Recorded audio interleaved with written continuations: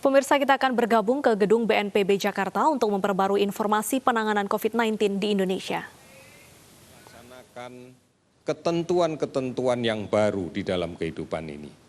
Kita harus mulai membiasakan mengikuti aturan-aturan yang baru, norma-norma yang baru, sehingga kita bisa memenuhi kebutuhan kita untuk tidak sakit.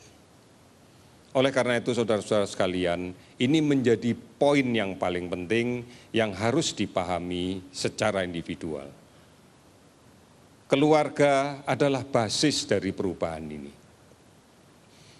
Keluarga kemudian menjadi titik tolak perubahan ini.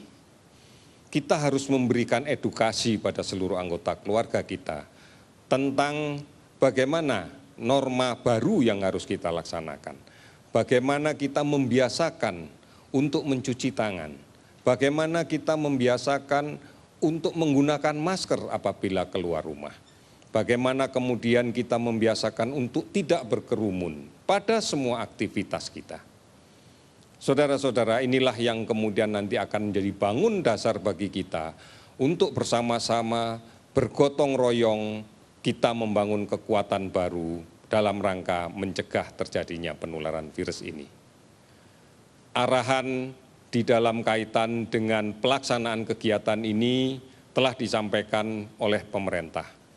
Beberapa kali Presiden menyampaikan bahwa kita harus memutuskan rantai penularan ini. Di antaranya adalah mari kita lakukan pemeriksaan secara masif pada orang-orang yang tersangka atau kuat kita duga memiliki kontak dekat dengan orang yang sudah sakit. Kemudian kita melakukan isolasi dan perawatan yang baik untuk pasien yang sudah sakit. Kemudian juga kita mulai untuk merubah cara kita dalam mengakses fasilitas kesehatan untuk kepentingan-kepentingan konsultasi. Kita bisa menggunakan berbagai cara yang telah disediakan. Banyak mekanisme yang bisa kita lakukan melalui telemedicine dalam rangka melaksanakan konsultasi di bidang kesehatan. Saudara-saudara, inilah yang menjadi penting dan menuntut disiplin kita semua. Oleh karena itu, mari kita laksanakan ini dan kemudian kita saling mengingatkan bahwa kita harus mematuhi aturan-aturan ini. Karena hanya dengan kebersamaan saja kita bisa menyelesaikan pandemi COVID-19. Kita bisa aman dari penularan COVID-19 dan kita bisa produktif dengan itu.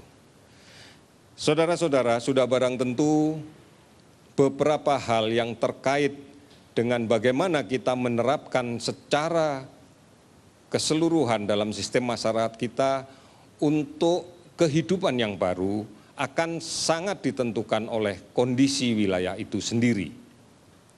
Yang pertama tentunya kami akan memberikan masukan melalui gugus tugas akan memberikan masukan kepada pemerintah daerah. Setelah kita melakukan kajian tentang aspek epidemiologi penyakit ini di wilayah itu. Kemudian kita juga akan menyampaikan data-data tentang sistem kesehatan yang ada di daerah itu, termasuk juga sistem surveillance kesehatan. Atas dasar inilah maka kita akan bisa melihat bahwa memang ada beberapa kabupaten kota di tanah air kita yang tidak terdampak COVID-19. Daerah-daerah inilah yang kemudian semestinya sudah bisa melaksanakan tata kehidupan yang baru. Sudah barang tentu ini harus menjadi keputusan pemerintah daerah, sudah menjadi keputusan yang diambil bersama-sama dengan seluruh pemangku kepentingan, seluruh pihak yang terkait, dan seluruh tokoh yang ada di kabupaten kota tersebut. Mengapa ini dilakukan? Karena tahapan selanjutnya adalah harus menciptakan kondisi. Harus ada upaya prakondisi yang kita berikan, yang kita sampaikan kepada masyarakat agar memahami betul apa yang harus dilakukan. Bahkan bukan hanya sosialisasi, tetapi juga edukasi pada semua aspek kehidupan. Kemudian dilakukan simulasi di berbagai tempat, di berbagai fasilitas umum, dengan tatanan hidup yang baru. Bagaimana mengimplementasikan tatanan hidup yang baru di pasar misalnya, di sekolah misalnya. Di sekolah pun ada stratanya, bagaimana di perguruan tinggi, bagaimana di SMA, bagaimana di SMP, bagaimana di SD.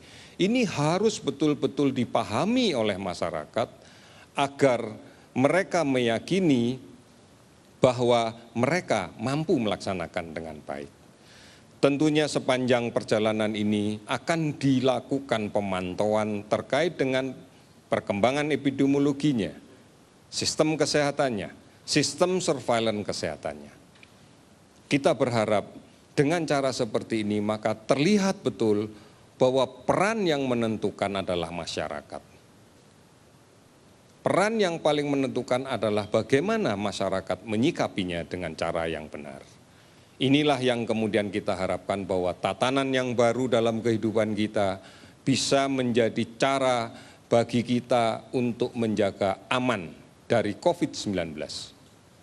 Saudara-saudara, pada hari ini kami sudah melakukan pemantauan dan kemudian menghimpun seluruh data dan berkomunikasi dengan berbagai pihak yang kemudian menghimpun data ini, baik dari Dinas Kesehatan maupun dari laboratorium yang kemudian ditunjuk untuk melaksanakan pemeriksaan serta dari rumah sakit yang merawat.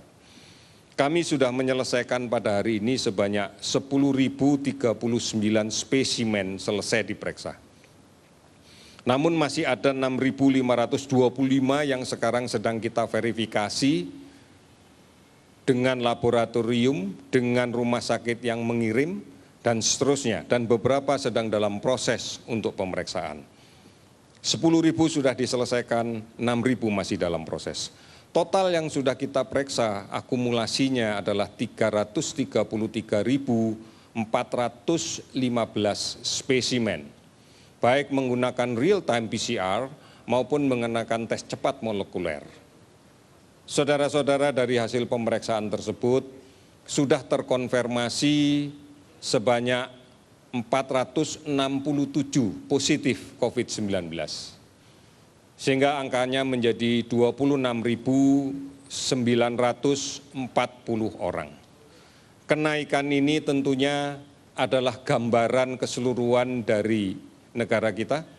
Namun kalau kemudian kita rinci lebih lanjut, bahwa kenaikan yang masih cukup tinggi, angka yang masih cukup tinggi kita dapatkan di DKI, di Jawa Timur, di Sulawesi Selatan, di Jawa Barat, dan di Kalimantan Selatan.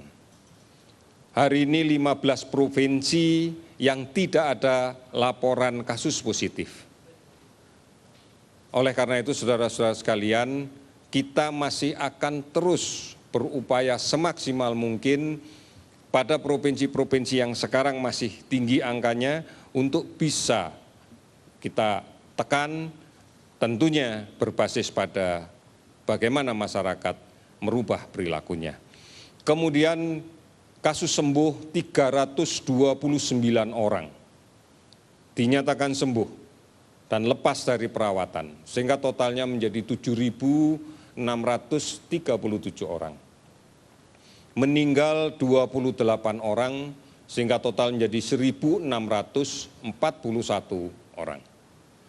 Sudah 416 kabupaten kota yang terdampak di 34 provinsi.